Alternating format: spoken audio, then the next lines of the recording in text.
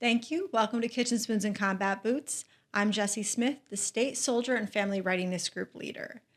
Over the past year, we've covered topics ranging from taxes, military appreciation, leadership connections, and veterans outreach. What better way to wrap up the year than by sitting down with Major General Gregory Knight, the Adjutant General of the Vermont National Guard.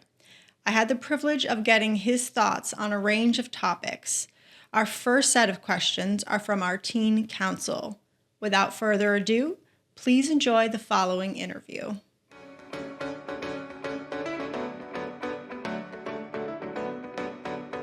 So I'm not sure if you're aware, but our Child and Youth Program, they do have a teen council. Excellent. Of military kids. We are currently recruiting for more teen council members, as my daughter Gabriella is, for the last couple of years, been the only member. But she's very eager to have some peers on the council with her. But so the council came up with some questions that they are dying to know. Okay.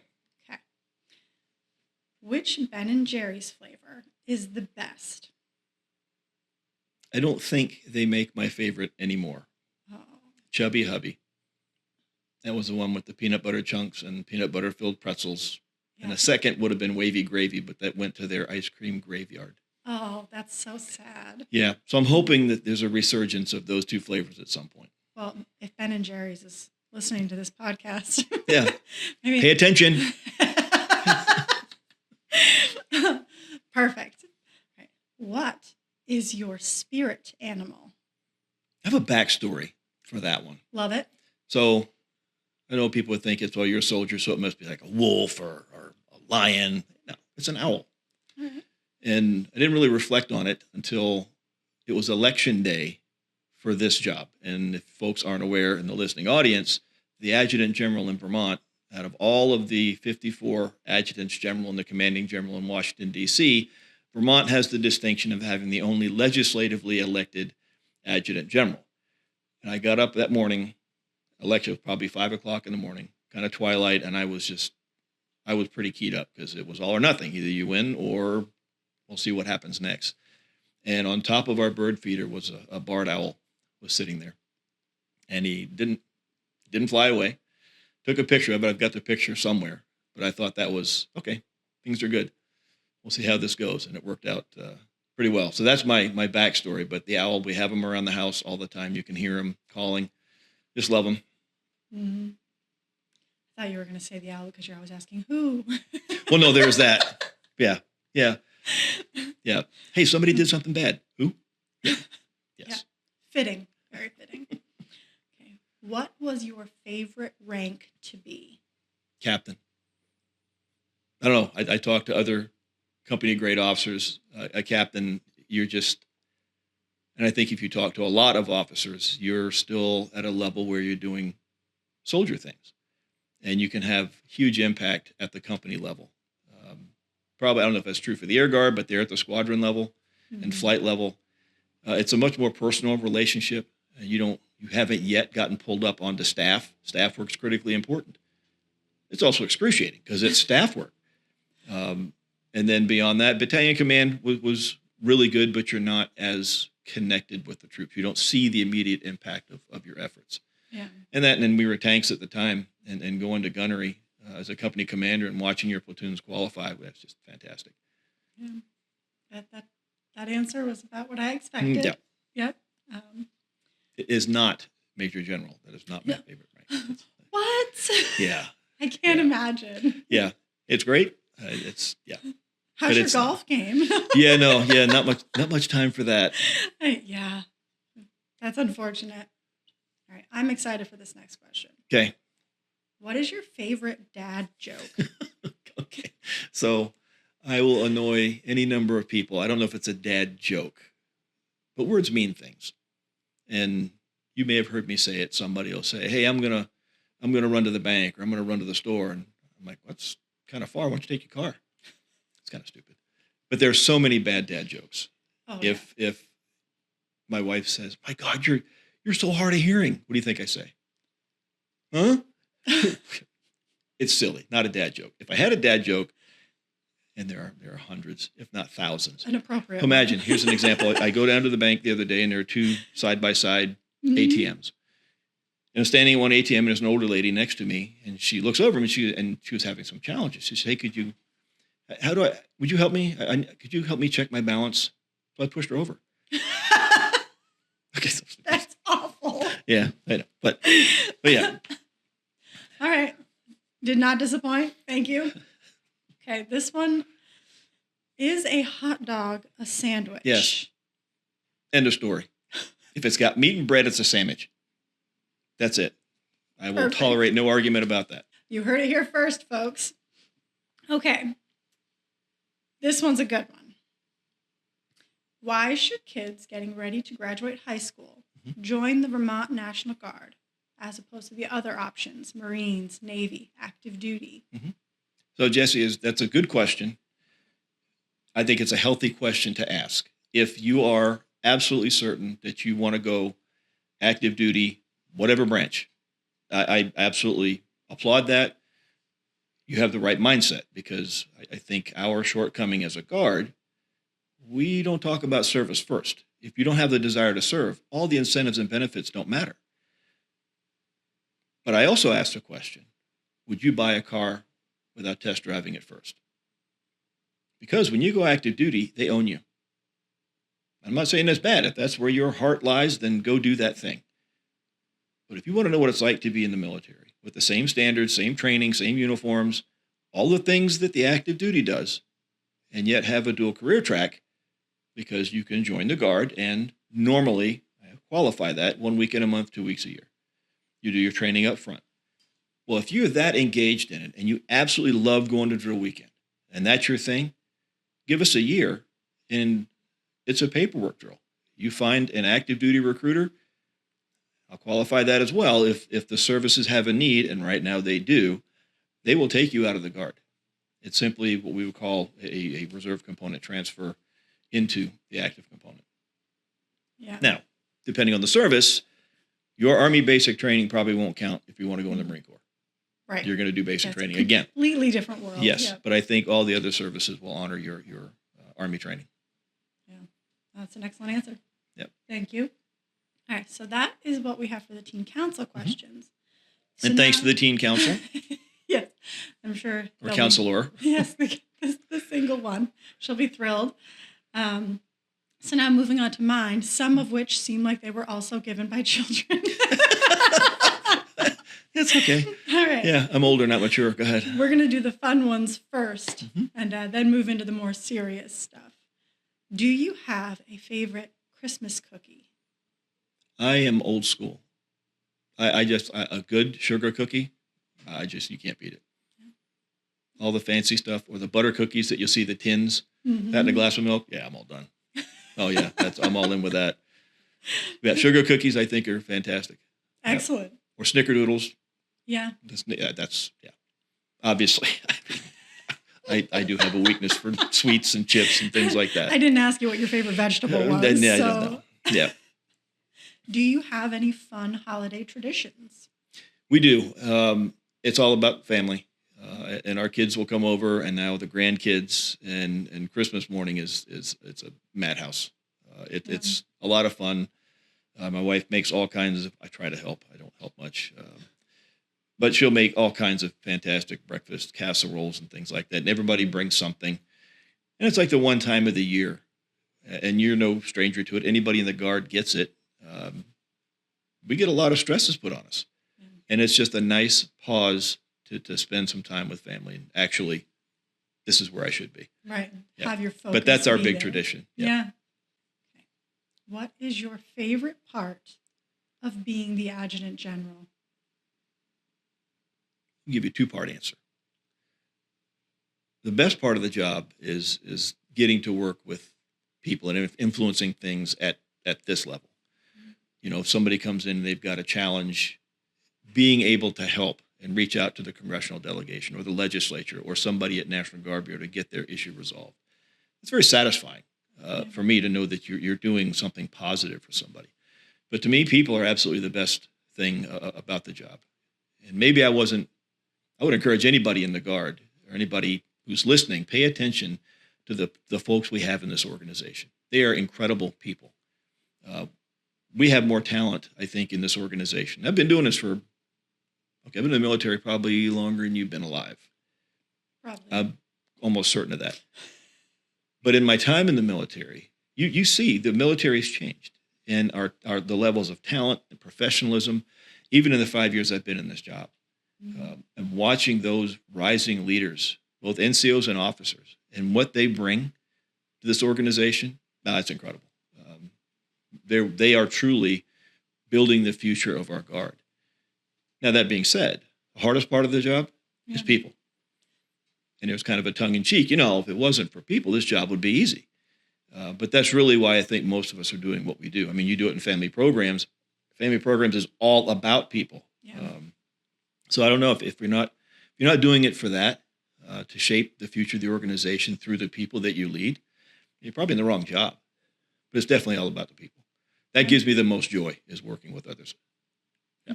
That is good to hear. What advice do you have for soldiers and airmen who are just starting out in their military careers? I would tell anybody, especially now having some positional authority where I can actually speak. I've been doing this for a few days, as noted. You learn some things. And first thing I would tell somebody is take every opportunity that comes. Because every time you don't, you just close the door on something. And you may not get it again. I talk to lieutenants. Well, I don't know if I want that command. The Army doesn't care what command you get. Just get the command. You will learn something no matter where you go. But the second part of that is to find somebody you may not even know it, that they're your mentor.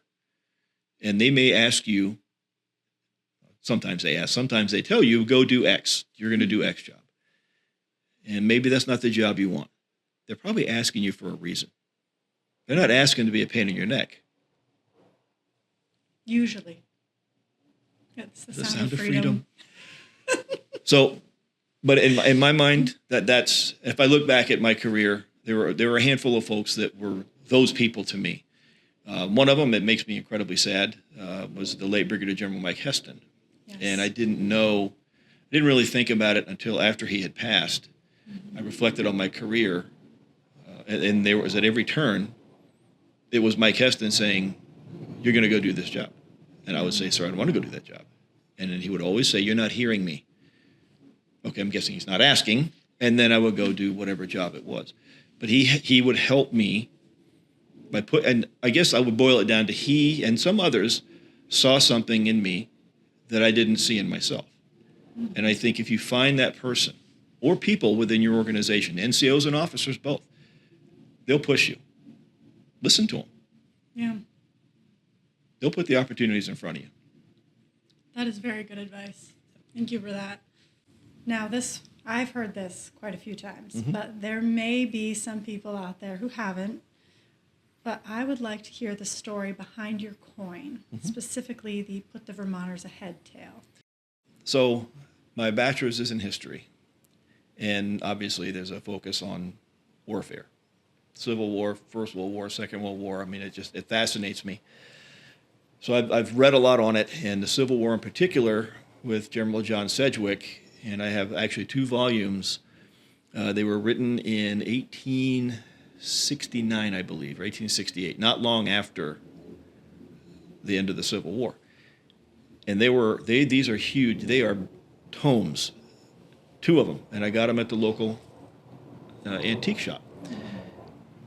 So I saw them. I I like old stuff. I got to have these, right? And it's within those volumes are accounts of battles. They're handwritten letters from company commanders about the casualty list and a letter home to so-and-so who was a private and a school teacher in Linden. But it's pretty impressive to me. But the one that stands out, Vermont had an amazing role during the Civil War, in particular at the Battle of Gettysburg. But it was Cold Harbor. The South and the North called them different things. Battle of Wilderness, any number of campaigns. And Vermont was central to that.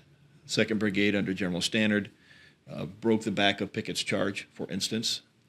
Any number of stories about that. But getting to the battlefield, had General Sedgwick not issued the order, and I'm sure you've heard my story of the coin. For those of you listening, if you're not familiar, you can look it up. General Sedgwick was the commander of the 6th U.S. Corps leading up to the Battle of Gettysburg.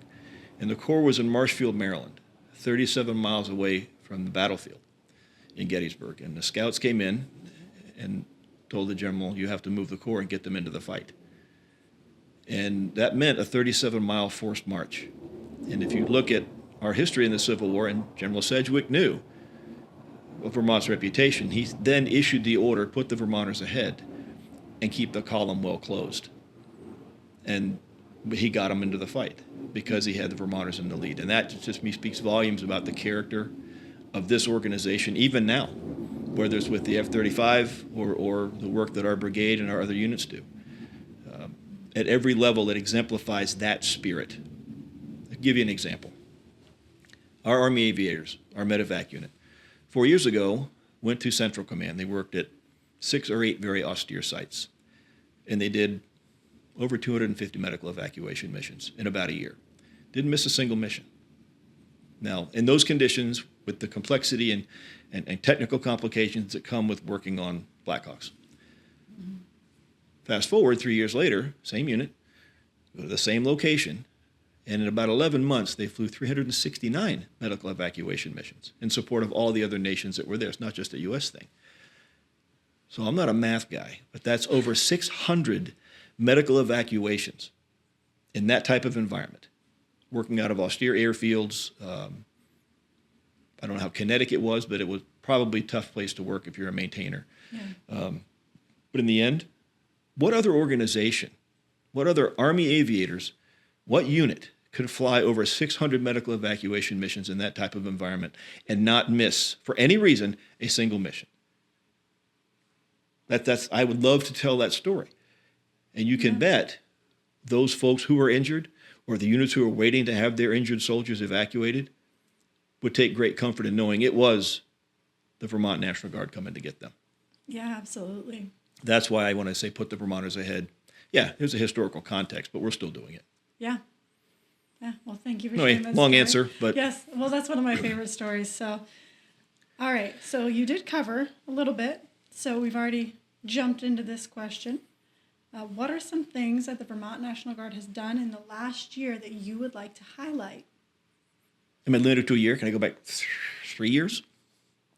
Sure, have at it. It's your show. this is what I think this is a story that needs to be told. We tell the story, but I need other folks to tell the story. And this is for you folks out there listening. Man, come see us, get to know your Guard. Because I just don't think, especially post-COVID, especially post-global war on terror, we've unfortunately kind of retracted out of the community. And we got to fix that. Mm-hmm. So we've become this unknown entity. But we can fix that by telling stories like what our Army aviators are doing.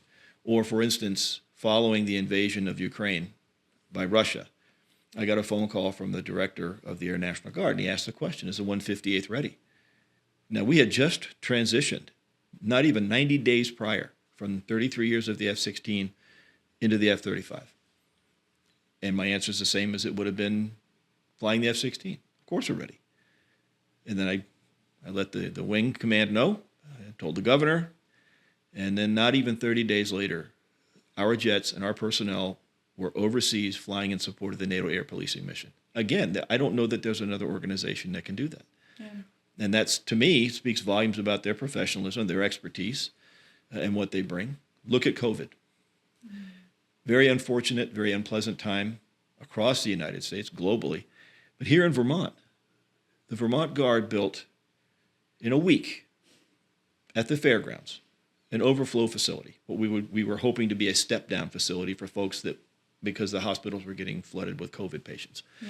We would take patients who were non-urgent and eventually transition them out back into somewhere else in civilian care. At the fairgrounds, built in a week. The Air Guard civil engineers came up with a design. Army and Air built it. They built it so it was modular, it was reusable. Our state military department facilitated the contracting, so they never went without material to build this thing.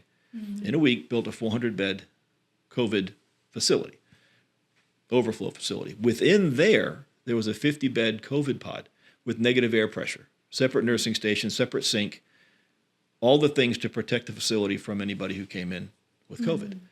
They did that for, the initial bill was $235,000. That's peanuts. Conversely, some of our colleagues in the Army Corps of Engineers are building a similar facility in Chicago without hot and cold running water, without power to every cot, without deep sinks and observation stations for the nurses. And they were doing it for $3.2 million. Oh, wow. Yeah, so we're a bargain. Yeah. And when you bring, and you let people bring their ingenuity and innovation, and you look in the middle of COVID, that summer, I think it was summer of 22, our Brigade Support Battalion, working with the Vermont Food Bank, across Vermont, distributed 3.2 million meals to help Vermonters who were feeling the pinch. They couldn't get out to go to work. They were older. Any number of reasons people were stuck at home. And it was heartbreaking to me to watch the number of young parents and kids come through. Because I went to probably half a dozen sites with the BSB, and I'm just throwing boxes like everybody else and giving them milk and all that. But that shows the value of the relationships the Guard can build with the Vermont Food Bank, with the state of Vermont. I forget how many vaccine clinics we did. Yeah. I think we administered 75,000 vaccines across the state.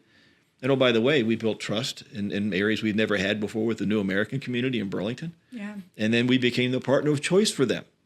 So yeah, I'm certainly proud of what our Guard does. And then, of course, our brigade deployed to CENTCOM. And towards the end there, that August of 22, we had, that was when Afghanistan went sideways. It was 46 of our soldiers from the 3rd Battalion, 172nd Infantry, that were there providing indirect fire support for that evacuation. I think they were on the last C-17 out. We're there. We've been there at every turn, and we'll continue to do that. Yeah, that's fantastic. So before I ask you my last question, is there anything else that you'd like to highlight during today's interview? I would say, Jesse, that we really have to focus on growing the Guard. And the primary way to do that is to tell our story.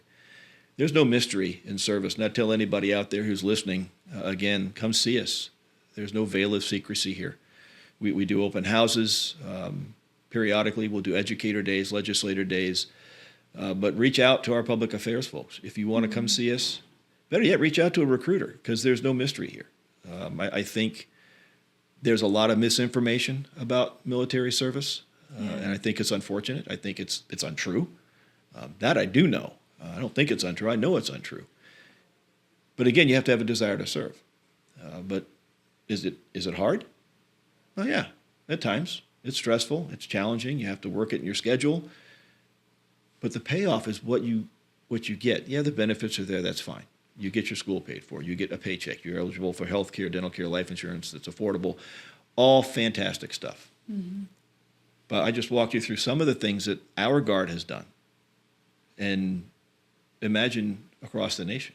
You know, it's kind of a rhetorical question. When you have flooding and hurricanes, who do you call? National Guard. You have a COVID pandemic, who do you call? The National Guard. Earthquakes, who do you call? National Guard. You have an insurrection at your nation's capital, who do you call? The National Guard. So I guess all the goodness that comes with this and all the opportunity, I don't know why you wouldn't want to be a part of it. I know maybe I'm old school and I can't wrap my head around it, which is likely. But come see us, because you will actually be a part of something larger than yourself. And I would encourage anybody, for instance, go online and look up the the National Guard State Partnership Program. Mm-hmm. Here's another example. Yeah, we have an impact locally. Yeah. We have an impact internationally when we deploy. But the other untold story is a state partnership program. So imagine we have 3 partnerships, and across Guard Nation, other states have partnerships. There are 96 partnerships with 106 nations across the globe, on every continent. We have a partnership with North Macedonia. We've been with them for 31 years. I've been traveling there for 23 years. Been alongside them. Now they're NATO partners, working to pursue and achieve their NATO goals. Mm-hmm. Been going to Senegal. We've been partnered with them for 16 years. And that one's true. I'll get to that one in a minute. And partnered with Austria for 2.5 years. If we do the partnership right, and this is why we need people, I can do more. We can do more if I had people. Yeah. I can't do it with all the vacancies I have. But imagine when I can send, and we've done this for 8 years now. I think we've got deployment next year, so I won't be able to send as robust a group.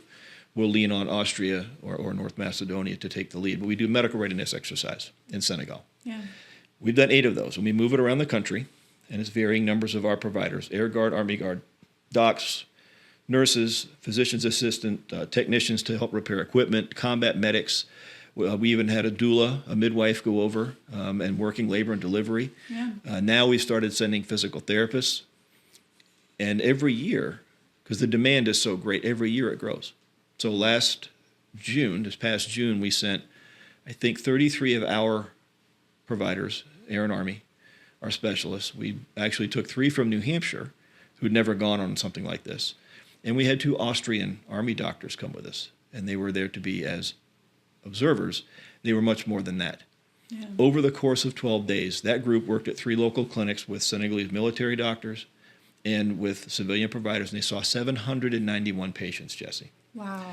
And they were doing everything. I mean, it was routine checkups, ear, nose, and throat, dental work. Our physical therapists got folks out of wheelchairs, walking for the first time in years. One of my medics, this last one, revived a Senegalese infant at birth. Oh, wow. Now, I can't buy that kind of marketing. No. But the relationships that you build by that soft power, right? It's military. It's us. Right. But what we're executing here has such a much bigger impact than just going over and training military stuff. That's actually the easy part. Right. But breaking down the barriers and just doing people stuff and getting all the things that we know we can do well here in Vermont integrated into our jobs, facilitate relationships. But imagine all the other things we could do if we could bring a whole of society or a whole of Vermont to bear in any of those countries. It's pretty fantastic. So that's what I'm telling you. Come see us and become a part of something bigger than yourself. It's important. The world needs that. I agree 100%. Okay, so this last question's something new that I'm trying out. Mm-hmm.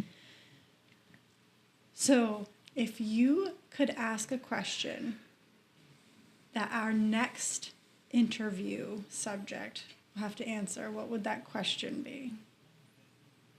They could be military, they could be civilian, they could be a resource. I'm always interested in what drives people to serve in whatever capacity they're in. Yeah. Whether in uniform or if you're talking to somebody working in the Guard or whatever career field they're working in. I'm very curious as to, in fact, I met the newest member of our mental health team yesterday. Mm-hmm. And I always ask the question, what made you choose that path? Yeah. And it's just enlightening to me to find out what's really driving people. Very rarely do I hear money.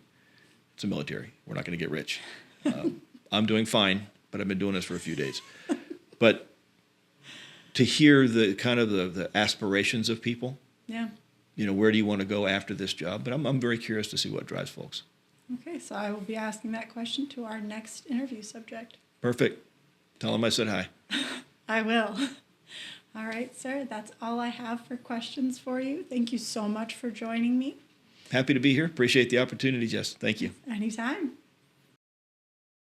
If you have any topics that you'd like covered, or there are people that you'd like us to talk to, please let us know in the comments or by reaching out by sending a message. Kitchen Spoons and Combat Boots is always evolving, always trying to meet the needs of our viewers. So over the next year, you'll see some more changes in the way that we get the information out to you.